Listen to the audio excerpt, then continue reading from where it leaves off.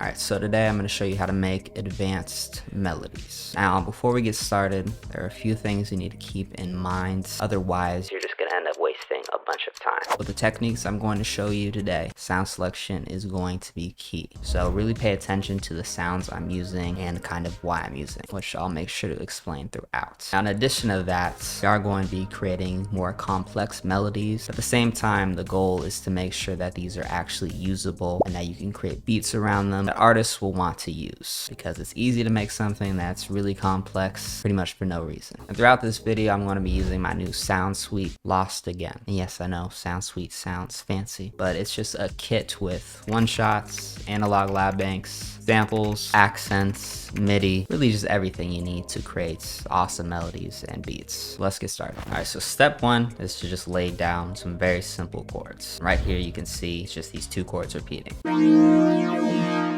And then rather than build another different chord right after that with the same instrument, take this other sound from my pack called Astoria and then just add a different chord.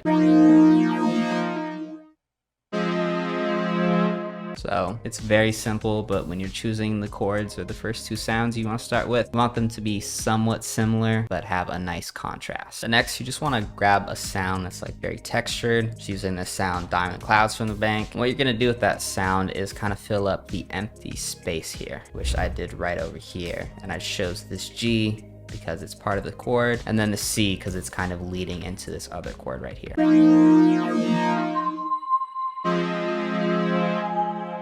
So you can slowly see it's building and the sounds are starting to kind of bounce off of each other. Now, one thing to note, as this can get kind of complex to do, especially if you don't have good sounds. So just try to find some sort of a bank. I don't know, maybe Lost Again. That could be an option. But you just want something that has a bunch of sounds that kind of work together. It just makes things a little bit easier versus, scrolling through Omnisphere. Next, I grabbed this little plucky bell sound, just because it offers a nice contrast as the other sounds. What I actually did here is, starting on that C note, just kind of went up with notes within the scale. And another thing you might notice is it's going in a pattern, so I'm skipping right here, which will make sense in a second why I'm doing that.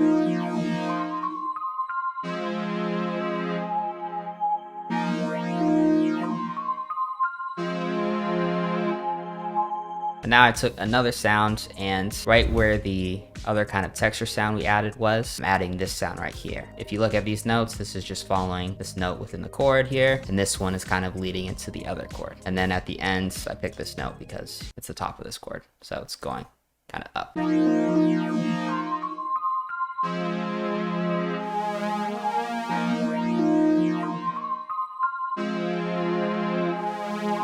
So as you can kind of see right now, everything is just kind of bouncing off of each other. And we're really kind of just splitting up something that we could maybe put on one or two instruments into tons of different instruments, which gives it a lot more complexity, texture, etc., while still allowing it to be usable. Now, another really really trick, and this is kind of almost like a delay trick, I would say. Basically, I just copy these chords over, and then right after they're supposed to end, I just added this key sound from the bank. It's almost like a kind of delay effect, is the way I like to think of it, at least.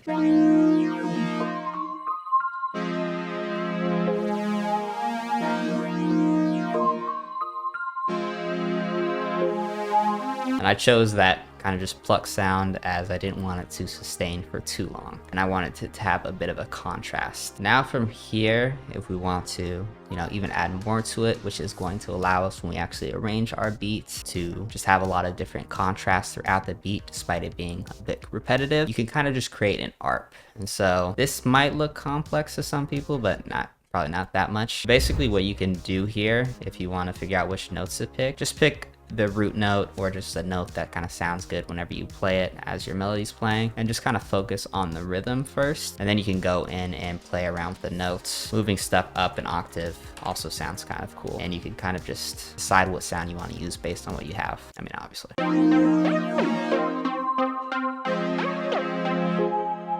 Leaving some space right there. So it's like a push and pull throughout this little loop that we have. Now from here, one thing you can do that's very simple to do, you just kind of need the right sounds to do it, is adding some texture or adding accents or phrases. And so I added some from the kit right here. In terms of placement, where I would put these is I would kind of focus on those empty spaces or transitional spaces. So like this one kind of transitions into this next chord right here. And this final one right here just kind of resolves everything. And then I just added a simple bass line from the kit as well. And then to keep it interesting, I have the accent panning to each ear.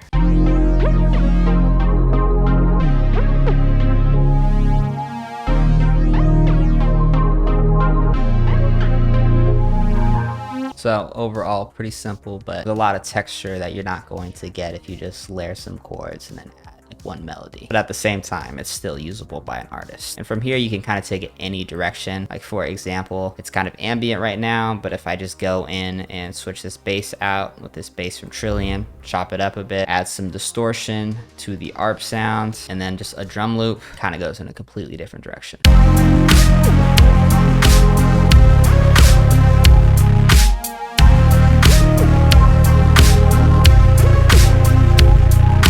Yeah, that's it. Check out my new pack, Lost Again. Thanks for watching.